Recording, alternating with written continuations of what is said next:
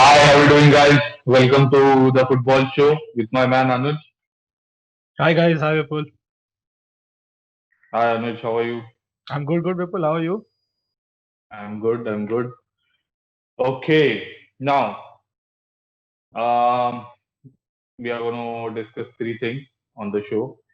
First of all, we are going to discuss Barcelona. Then we are going to discuss the Neymar situation with all the how is the most expensive player and all the rumors and all the acquisitions surrounding him. Next, we are going to discuss last night's game, which I think you lot lost. So that is an interesting one. And lastly, we are going to discuss Bakayo Saka and his call up for England. So let's get into it. All right. So Barcelona has basically never signed an American. So he's the first American to sign for Barcelona, and Ronald Koeman is clearly a big favorite of this player, and he goes by the name of Sergio Dest. So I think Barcelona signed him for 21 million euros from Ajax.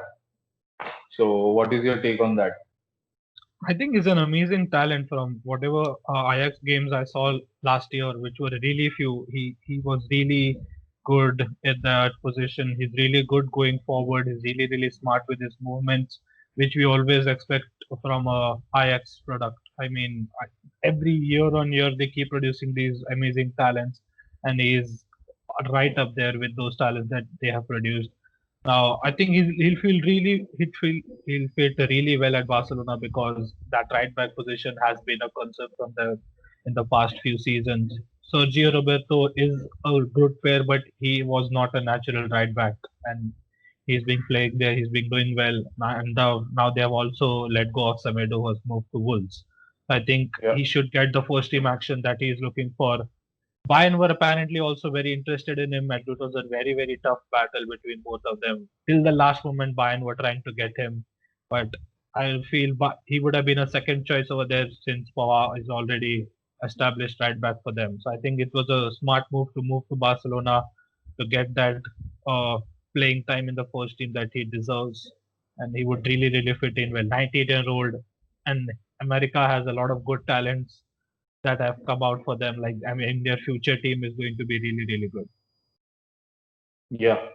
I have to be honest with you. I don't know much about him. Yeah.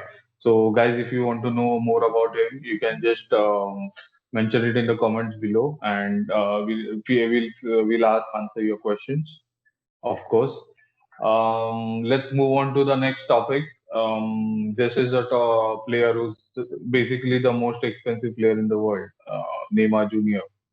So there was a racism incident in the match involved against Marseille back there in France, and there were a couple of players from Marseille who were also accused for racism, and from PSG side, Neymar was accused, but I think he has been cleared. Um, yeah, but let's let's see how it goes because then Neymar has also accused the players in the Marseille team of strong racism. So, what is your take on that? I think PSG have had a really tough start to this season.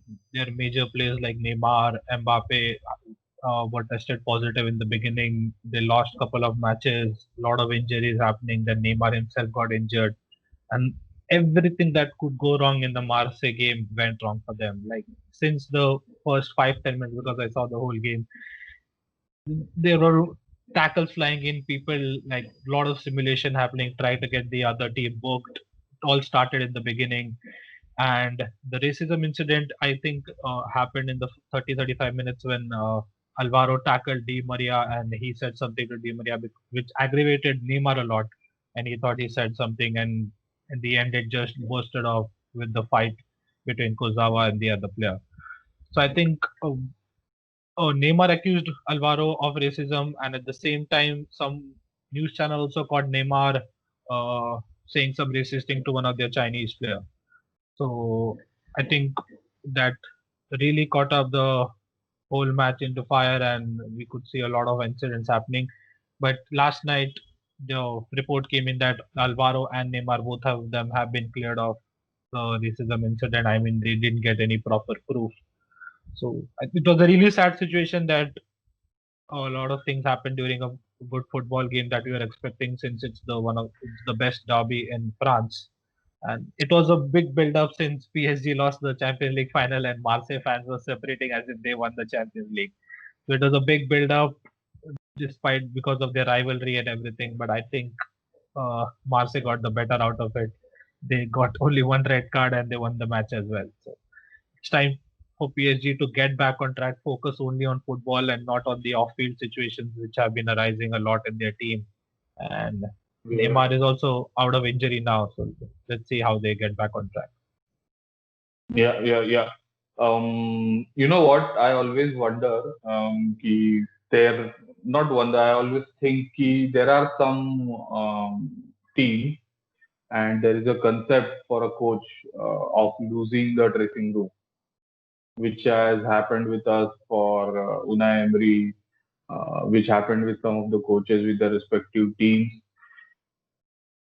And for me, the PSG dressing room is the easiest one to lose, no matter who you are and what you have achieved in the past.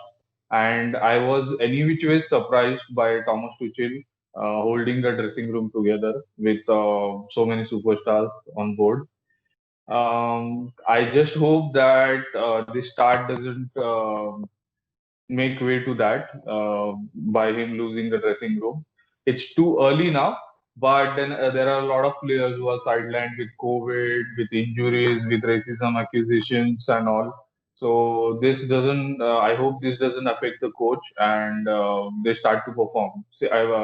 Especially since the Champions League draws were announced last night, and yeah, I think PSG is in which group? They I have been forgot. drawn with Istanbul, Başakşehir, Manchester United, and RB Leipzig. Yes. There is United. So they have a relatively easy group, but yeah, Champions League draws are out, and you need to buckle up and get on track with your season.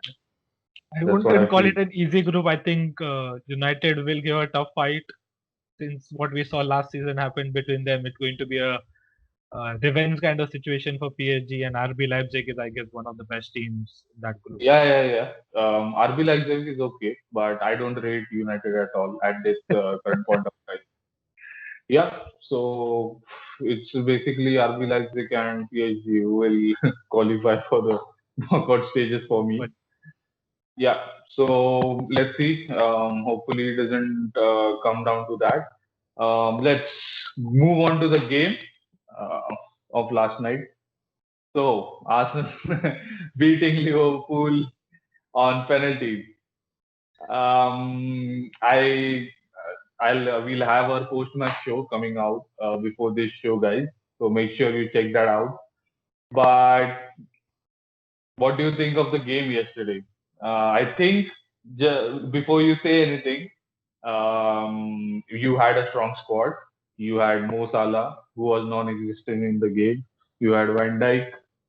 I think you had Milner, who's a senior player. Who else did you have? Um, I think in terms of seniority, those were the three players yeah, that we those had in three. the Yeah, team. those three. So for me, Van Dijk and Salah are top players, and them being in the squad and you guys not playing well is a bit of a stress for you guys. So I We always knew, like, even if we started with a few first team players, the intensity was not going to be the same that we have in Premier League matches or in the Champions League games, because Klopp has not been a fan of the cup games and he has always tried to take it slow. Despite that fact, we had a better squad than what we have had initially in the past few cup games, and we were expecting a better result. We even played well. I think we created more chances than Arsenal. I think Born Leno was absolutely amazing. Single-handedly pulled it out of the rabbit, pulled out the rabbit of the hat for Arsenal with those amazing saves.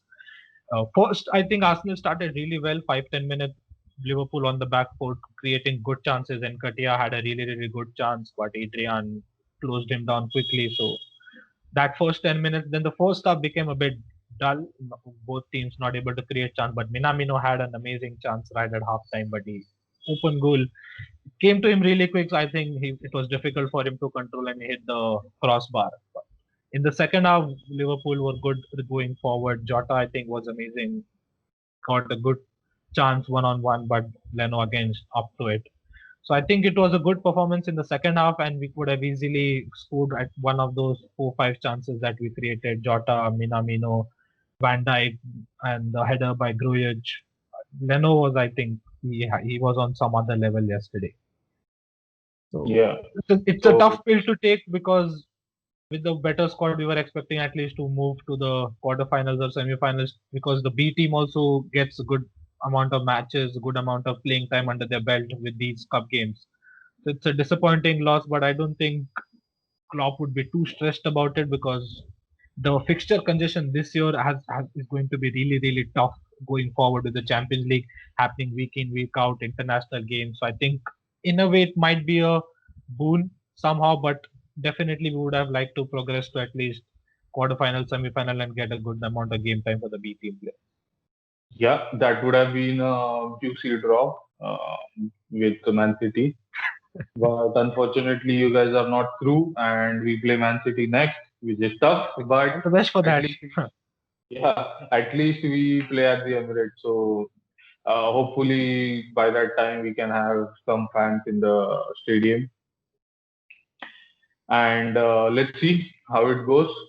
Um, yeah, so let's move on to the next topic. One of our players got an England call up last night, not last night, a couple of days back. Bukayo Saka has been called up for the international rest during this international break in the England squad. And I have to say, I was surprised since he was omitted in the previous break. He should have been in the previous break, in the squad in the previous break, but he wasn't. And this was all of a sudden, which is why I think he has been called just to warm the bench. Yeah, but hopefully he can get some minutes under his belt. I think they play Wales, right, in the Yes, first yes, the match. first game is against Wales. Yeah, so that is a perfect match for him to just start, just to show his talent to the world, what he's capable of. Yeah. Yeah, so Saka last season was, I think, amazing. He started around 30 odd games for Arsenal, got around 12 to 13 assists, which at 19 years of age, breaking into the Arsenal first team was really amazing. And as we had discussed in our previous show, Foden and Greenwood have been dropped from the squad. So I think that worked in a good way for Saka to move into the team. And even if he starts or does not start, that's a different matter. But getting good time with the first team, training with them under Southgate is going to be a good experience for Saka. He'll get to know first team players in a better way, understand the way England plays, and definitely I think he's going to get few minutes because he's a very good player on the wing where Foden and Greenwood were being played by England. So definitely he should get some game time under his belt, and he's an amazing talent. Arsenal have trusted him with the Robert Perez number, so at such an early age. So he's going to be a really good talent, and it's, he's a gem for Arsenal, I would say. Yeah. Yeah. So let's hope he gets some minutes under his belt. And I have his stats here. So he had played 39 matches last season, scoring 5 goals and giving 11 assists in all competitions, which is excellent for a breakthrough season, especially for a 17-year-old. So let's see. Hopefully, he builds that, builds on that this season with Arsenal, and should blossom with England if he gets some time with the senior team. And yeah, hopefully he succeeds. Yeah. So that is it for this week's Football Daily. Thank you, Anush, for coming onto the show again. And What? Who are you playing? You guys playing We on the play weekend? Aston Villa. We play Aston Villa.